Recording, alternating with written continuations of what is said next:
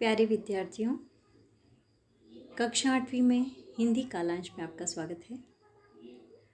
आज हम आपकी पूरक पाठ्य पुस्तिका भारत की खोज इसका 7वां अध्याय पढ़ेंगे, जिसका नाम है अंतिम दौर 2। राष्ट्रीयता बनाम साम्राज्यवाद, मध्य वर्ग की बेबसी, गांधी का आगमन। इसके पिछले 2 भाग हम पढ़ चुके हैं, जिसके अंतर्गत हम पढ़ रहे थे गांधी जी के नेतृत्व में कांग्रेस सक्रिय। आज इस अध्याय का अंतिम भाग हम पढ़ेंगे, तो चलिए शुरुआत करते हैं। पिछले भाग में हमने गांधी जी के बारे में काफ़ी कुछ जाना।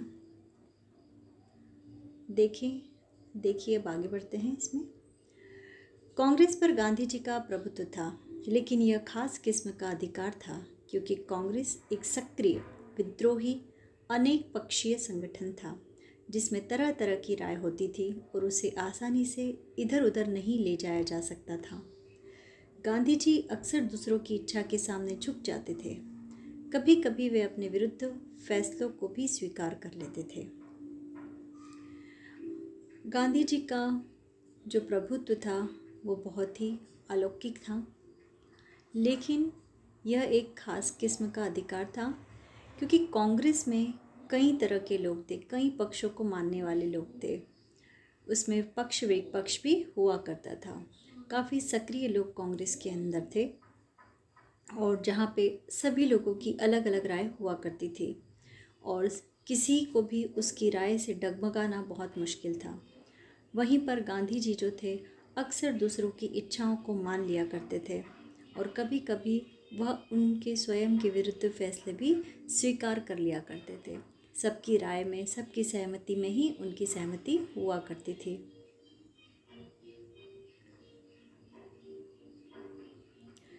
इस तरह सन 1920 में नेशनल कांग्रेस ने और काफ़ी हद तक देश ने इस नए रास्ते को अपनाया और ब्रिटिश सरकार के खिलाफ बार बार संघर्ष किया।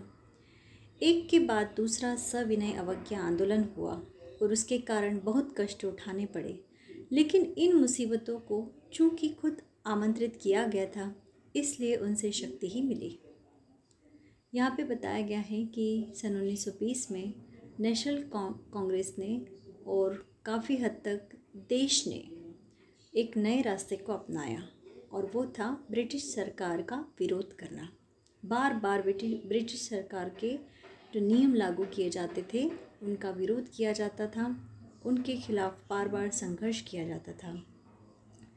पहला सविनय अवज्ञा आंदोलन हुआ और उसके बाद फिर दोबारा सविनय अवज्ञा आंदोलन शुरू हुआ गांधी जी के नेतृत्व में और उसके कारण कई तकलीफ़ें भी उठानी पड़ी। मतलब ब्रिटिश सरकार का विरोध करना इतना आसान नहीं था, लेकिन ये सारी मुसीबतों में इन सारी मुसीबतों को सामना करने में लोगों में काफ़ी हिम्मत थी, काफ़ी उत्साह था, क्योंकि वे स्वयं इन मुसीबतों का कारण थे। वे सारे जानबूझकर जो है जानते थे कि यदि वो ब्रिटिश सरकार का विरोध करेंगे तो स्वाभाविक है कि उन्हें कई तकलीफ़ों का सामना करना पड़ेगा, तो बिल्कुल झुकने के लिए तैयार नहीं थे। जब सविनय अवज्ञा आंदोलन जारी नहीं था, तब भी भारत में ब्रिटिश सरकार तंत्र से असहयोग जारी ही था, गर्चे उसका आक्रामक चरित्र समाप्त हो गया था। यानी सविनय आंदोलन जब शुरुआत हुआ उसके पहले भी भारत में ब्रिटिश सरकार के जो सरकारी तंत्र हुआ करता था, जो उनके द्वारा लगाए गए नियम थे, उनको लोग मानना ही नहीं चाहते थे, उसमें भी असहयोग कर रहे थे। हालांकि उसका जो आक्रामक चरित्र था वो समाप्त हो गया था। अब हम बढ़ते हैं इस पाठ के अंतिम भाग में, अल्पसंख्यकों की समस्या, मुस्लिम लीग, मोहम्मद अली जिन्ना। मोहम्मद अली जिन्ना के बारे में आपने वसंत पाठ्य पुस्तिका में पढ़ा है कि वे बहुत ही मशहूर वकील थे और आपने जाना है जब सिनेमा ने बोलना सीखा इस पाठ में कि किस प्रकार से उन्होंने विट्ठल को मुकदमा जीतने में मदद की थी। तो यहाँ देखते हैं कि जवाहरलाल नेहरू उनके बारे में क्या बताना चाहते हैं। जिसे सांप्रदायिक समस्या कहा जाता था, वह अल्पसंख्यकों के अधिकार के साथ इस तरह तालमेल बैठाना था ताकि उन्हें बहुसंख्यकों के खिलाफ पर्याप्त संरक्षण मिल सके। भारत के अल्पसंख्यक यूरोप की तरह जातीय या राष्ट्रीय अल्पसंख्यक नहीं, वे धार्मिक अल्पसंख्यक हैं। जातीय दृष्टि से भारत में एक विचित्र मिश्रण है, पर जातीय सवाल भारत में न कभी उठे हैं न उठ सकते हैं। धर्म इन जातीय विभिन्नताओं के ऊपर है। जातियाँ या तो एक दूसरे में मिल जाती हैं या उनमें अंतर करना कठिन होता है। जाहिर है कि धार्मिक दीवारें स्थायी नहीं होती और जो व्यक्ति अपना धर्म बदलता है उसकी जातीय पृष्ठभूमि या उसकी जातीय और भाषिक विरासत नष्ट नहीं हो जाती। परंतु राजनीतिक मामलों में धर्म का स्थान सांप्रदायिकता ने ले लिया है। यह एक संकीर्ण समुदाय होता है जो मानसिक रूप से अपना आधार किसी धार्मिक वर्ग को बनाता है, किंतु वास्तव में उसकी दिलचस्पी राजनीतिक शक्ति या अपने समुदाय को बढ़ावा देने में होती है। तो यहाँ पे नेहरू जी कहना चाह रहे हैं कि एक बहुत बड़ी समस्या थी देश के सामने, जो थी सांप्रदायिक समस्या। वह अल्पसंख्यकों के अधिकारों के साथ तालमेल बैठाना जो था, वही सांप्रदायिक समस्या थी। अल्पसंख्यक यानी जो माइनॉरिटी जिसको हम कहते हैं कि जो लोग कम होते हैं, ठीक है, जैसे किसी जाति के या किसी धर्म के लोग संख्या में कम होते हैं, जिनकी जनसंख्या कम होती है, वे अल्पसंख्यक कहलाते हैं। तो सांप्रदायिक समस्या किसे कहा जाता है कि एक विशेष संप्रदाय के लोग, उनको सारे विशेषाधिकार प्राप्त करवाना ताकि उन्हें अल्पसंख्यकों के खिलाफ पर्याप्त संरक्षण मिल सके, ताकि जो बहुसंख्यक जातियाँ या धर्म के लोग हैं उनके साथ वे अपने आप को, उनके सामने वे अपने आप को असुरक्षित महसूस न करें। भारत के अल्पसंख्यक यूरोप की तरह जातीय राष्ट्रीय अल्पसंख्यक नहीं हैं, वे हैं धार्मिक अल्पसंख्यक। जातीय दृष्टि से भारत में एक विचित्र मिश्रण है। यहाँ पे हमारे देश में बहुत सारी जातियाँ रहती हैं, पर जातीय सवाल भारत में कभी ना उठे और नहीं उठ सकते हैं। सबसे बड़ी भिन्नता जो थी जातिगत भिन्नता से भी ऊपर, वह थी धर्म की विभिन्नता। जातियाँ या तो एक दूसरे में मिल जाती हैं या उनमें अंतर करना कठिन होता है। जाहिर है कि धार्मिक दीवारें स्थायी नहीं होती और जो व्यक्ति अपना धर्म बदलता है उसकी जातीय पृष्ठभूमि या उसकी जातीय और भाषिक विरासत नष्ट नहीं होती है। खास तौर पे से लोग जो हैं वो धर्म बदल भी लेते हैं। धर्म बदलने पर भी उसकी जातीय पृष्ठभूमि या उसकी भाषा जो है वह नहीं बदलती। हाँ, परंतु वे जिस धर्म को मानते हैं उस धर्म के जो रीति रिवाज, जो भी उनके कर्म कांड, पूजा पाठ होते हैं, उन्हें अगर कोई कुछ भी कहता है तो वो उससे बहुत ज़्यादा उसे ठेस पहुंचती है। वे जल्दी इसमें परिवर्तन को स्वीकार नहीं करते। परंतु राजनीतिक मामलों में धर्म का स्थान सांप्रदायिकता ने ले लिया है। यह एक संकीर्ण समुदाय होता है जो मानसिक रूप से अपना आधार किसी धार्मिक वर्ग को बनाता है। यानी राजनीति में ज़्यादातर जो है लोग इस प्रकार के धर्म को बीच में लेकर आते हैं और सांप्रदायिकता के नाम पे लोगों को भड़काते हैं, किंतु वास्तव में उसकी दिलचस्पी राजनीतिक शक्ति और अपने समुदाय को बढ़ावा देने में होती है। कांग्रेस सांप्रदायिक हल निकालने के लिए उत्सुक और चिंतित थी ताकि प्रगति के मार्ग की रुकावट को दूर किया जा सके, है ना।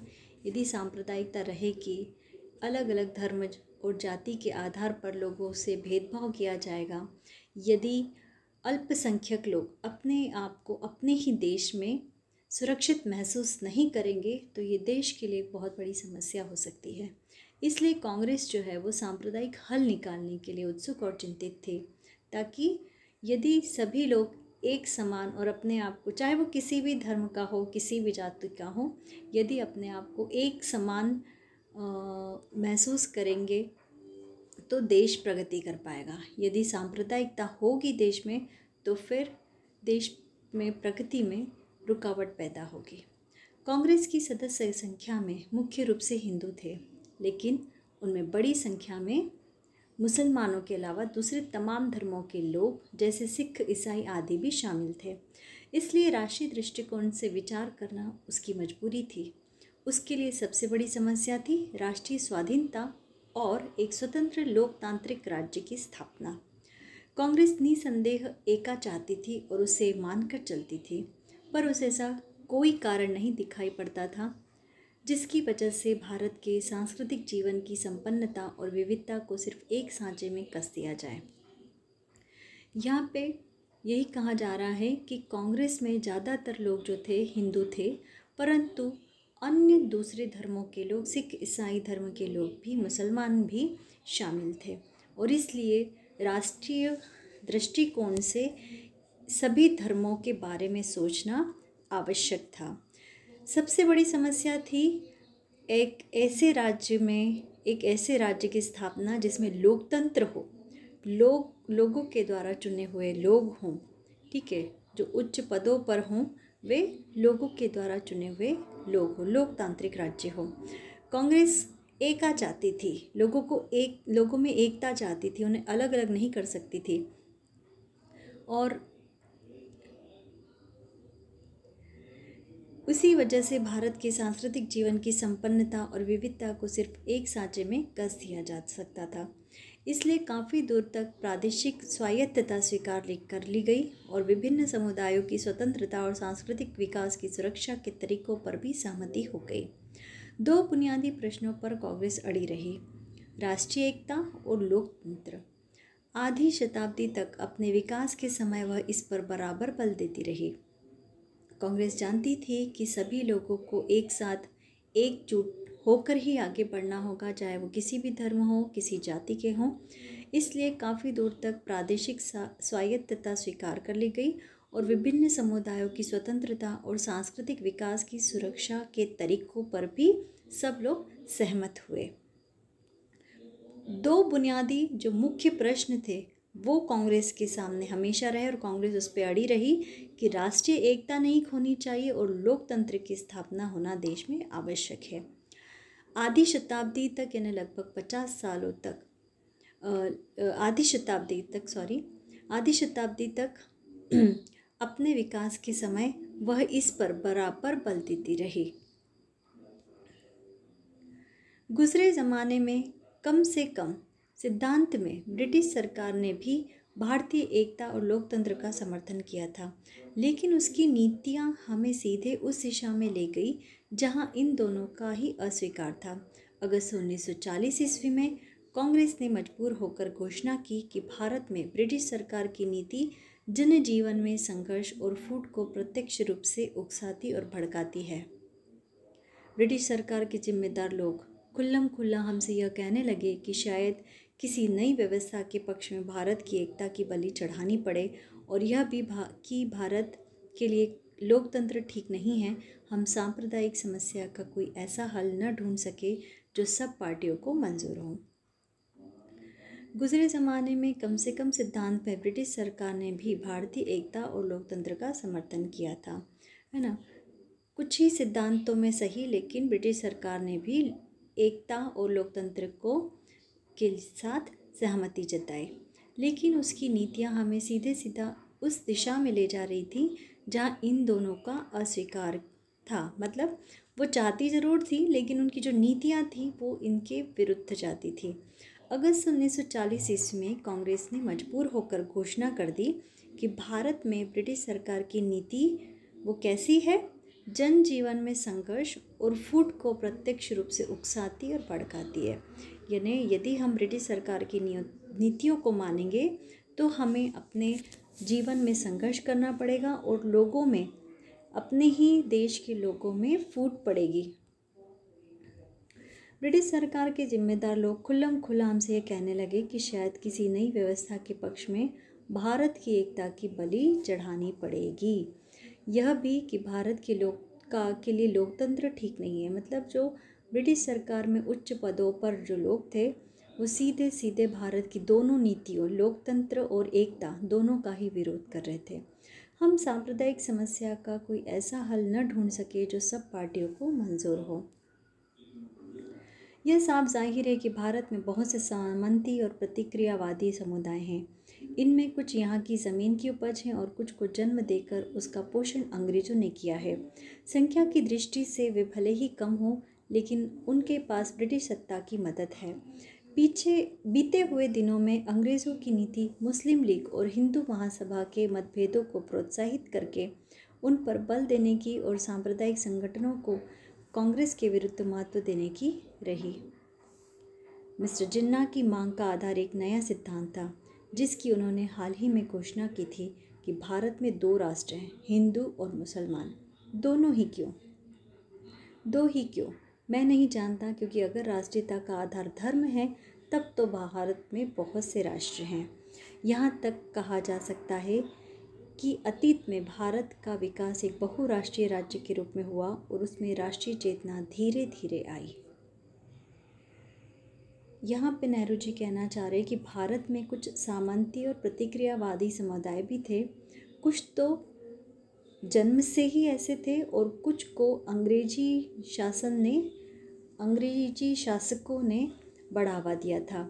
संख्या की दृष्टि से वो कम ज़रूर थे, लेकिन वो ब्रिटिश सत्ता की मदद कर रहे थे। बीते हुए दिनों में अंग्रेज़ों की जो नीति थी मुस्लिम लीग और हिंदू महासंगठन की, उसमें जो मतभेद थे उसको अंग्रेज़ों ने और ज़्यादा प्रोत्साहित किया और उन्होंने सांप्रदायिक संगठनों को भी कांग्रेस के विरुद्ध खड़ा कर दिया। मिस्टर जिन्ना की मांग का आधार एक नया सिद्धांत था। उनका कहना था कि भारत में 2 अलग अलग राष्ट्र हैं। कैसे? एक हिंदू और एक मुस्लिम। दोनों धर्मों को उन्होंने बांटने का प्रयत्न किया और कई लोग भी उसके समर्थन में आ गए। जिन्ना का कहने का तात्पर्य था कि यदि राष्ट्रीयता को हम धर्म के आधार पर तोलेंगे तो भारत में बहुत सारे राष्ट्र हैं, क्योंकि यहाँ पर बहुत सारे राष्ट्र के जो लोग हैं, बहुत सारे अलग अलग धर्म हैं, जैसे हिंदू, मुस्लिम, सिख, ईसाई, तो ये तो बहुराष्ट्रीय देश हो गया। मिस्टर जिन्ना के 2 राष्ट्रों के सिद्धांत से पाकिस्तान का या भारत के विभाजन की अवधारणा का विकास हुआ, लेकिन उससे 2 राष्ट्रों की समस्या का हल नहीं हुआ, क्योंकि वे तो पूरे देश में थे। मिस्टर जिन्ना जो थे वो 2 राष्ट्र चाहते थे। उनके जो 2 राष्ट्र का सिद्धांत था, उसके फलस्वरूप पाकिस्तान का जन्म हुआ। पाकिस्तान की अवधारणा वही लेकर आए, लेकिन उससे 2 राष्ट्रों की समस्या का हल नहीं हुआ। क्यों? क्योंकि जो मुसलमान थे, मुस्लिम जो धर्म था, मुस्लिम धर्म के जो लोग थे, वो तो पूरे देश में थे। तो यहाँ पर ये हमारा जो अध्याय है 7 ये समाप्त हुआ। अगले कालांश में हम अध्याय 8 पढ़ेंगे।